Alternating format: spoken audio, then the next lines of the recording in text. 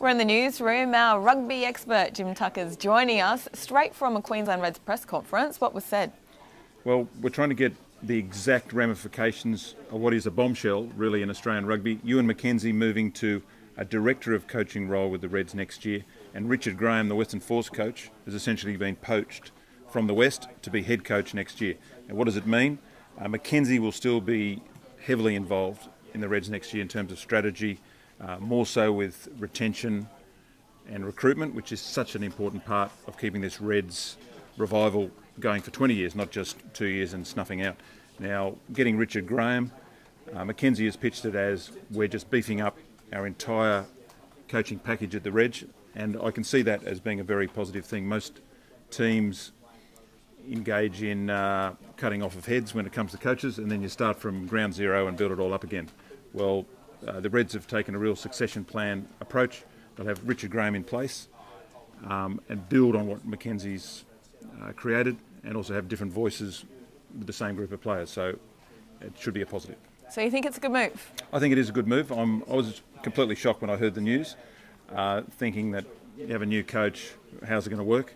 But these players like Genya and Horwell and Quade Cooper, Digby, Ione, they've dealt with Graham before when he was assistant Wallabies coach in 2010 before he went to the Force. So they know what they're getting, and he's a good communicator and really connects well the Reds' ideal with community rugby. So he's got that whole feel that McKenzie really likes. Why announce it now? It's been on the pipeline for a couple of months. No one's picked it up. It's been one of those things that's been rumbling along. McKenzie has committed to the Reds through to and including 2014. So he's not cutting and running. He's not abandoning the Reds by any shape or form. He's still involved, but in a different role. The big underlying talk, though, what does it mean with the Wallabies? Now, McKenzie will coach the Wallabies, absolutely certain. Now, will it be after the Lions tour next year in 2014 or after the next World Cup in 2016? That's the only part we don't know. So I guess this future-proofs the Reds. If McKenzie's taken by the ARU to coach the Wallabies, they now have a young coach, a really good coach in charge. So there's security, and in the retention and recruitment of players, you want security. So they know what they're getting, and they've got a good coaching setup.